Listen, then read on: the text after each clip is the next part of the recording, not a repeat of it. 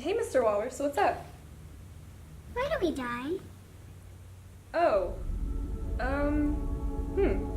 let me look it up. Well, according to the World Health Organization, the top 10 leading causes of death are as follows: heart disease, respiratory cancers, road injury, diabetes, respiratory infections, diarrheal diseases, HIV/AIDS, COPD, strokes, and the rest are a combination of other causes. Many of these deaths are easily preventable through mindfulness of the body and environment. For instance, choosing not to smoke, eating well, and exercising in healthy amounts can help lengthen your lifespan. Okay, I understand that.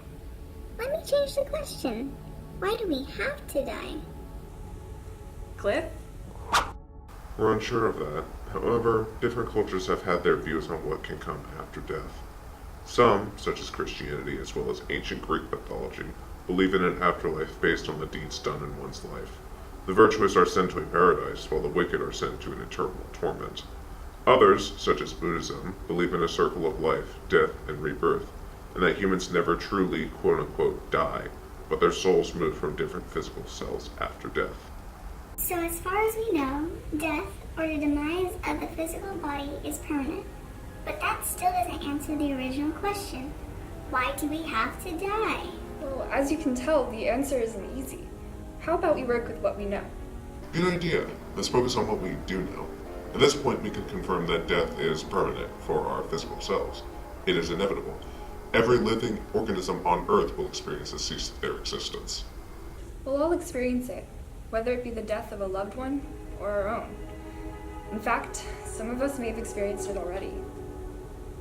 When I was younger, my grandmother passed away from breast cancer. In middle school, my stepfather passed away from a heart attack, and just 2 years later, my mom and I had to put my dog down, Ginger.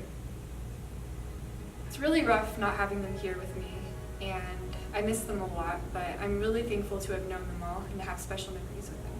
When I was about 10 years old, my favorite uncle had passed away, but fortunately for me, I was able to spend his dying days with him. And as bad as that may sound, it just gave me a lot of closure because I was there to take care of him, though he was in pain and he was sick and suffering. Every day after school, I would come home, do the most homework that I could in the amount of time that I had, and immediately rush over straight to the convalescent home before visiting hours were over. And even though our family had expected it to happen soon, we didn't really mourn that much because we knew we did all that we can to make his life here as great as it can be. April 16, 2019 actually makes 9 years since he has passed away.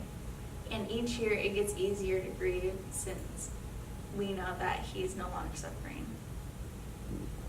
Well, the thing is, I don't really have that much experience with death.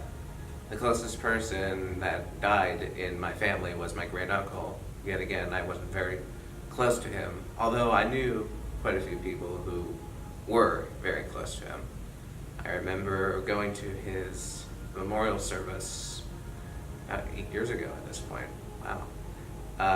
And just seeing the people there, his family, his friends, talk about his life and him as a person.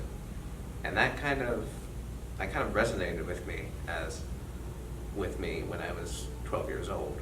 And I think it still resonates with me to this day. I'll admit, death is scary. We don't know when it's gonna happen, and when it does, it's permanent. It is painful to know that one of these days, a loved one will be gone. We might not have them to rely on anymore, nor will we be able to be there for them. There isn't a definitive answer for why we have to die, but that doesn't mean we can't have our own meaning. A scientific method would say that life must be balanced. Ever heard of the circle of life? We are born, we live, we die, and then our bodies give the earth important nutrients that enrich the soil for future plant growth, which will be consumed by new animals to continue the cycle. That's nice and all, but that doesn't necessarily feel personal. How can we be comforted by the idea of death?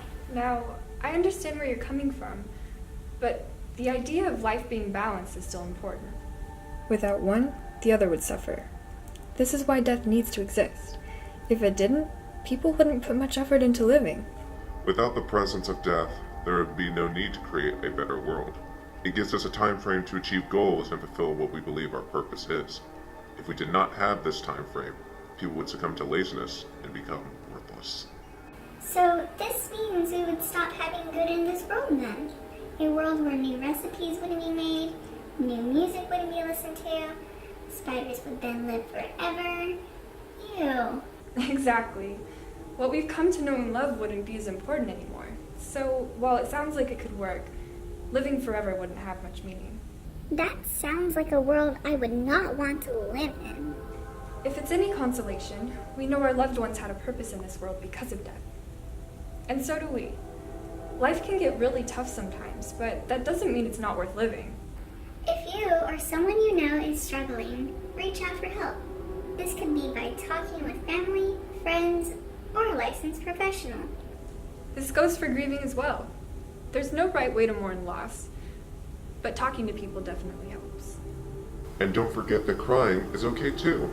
It's a physical way for us to release the emotions we bottle up inside. Death is sudden, whether you expect it or not. My family and I expected my uncle's death, but even though we were anticipating it, it was still hard to grieve at first. It's a big shock, especially if you love them a lot.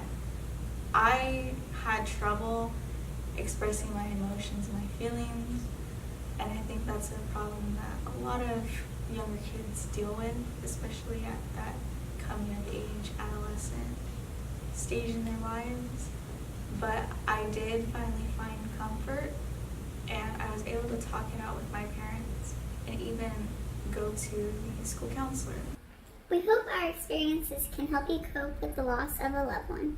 If having resources to rely on helped us, then surely it's an option for you too. For more information, you can refer to these resources to continue the conversation.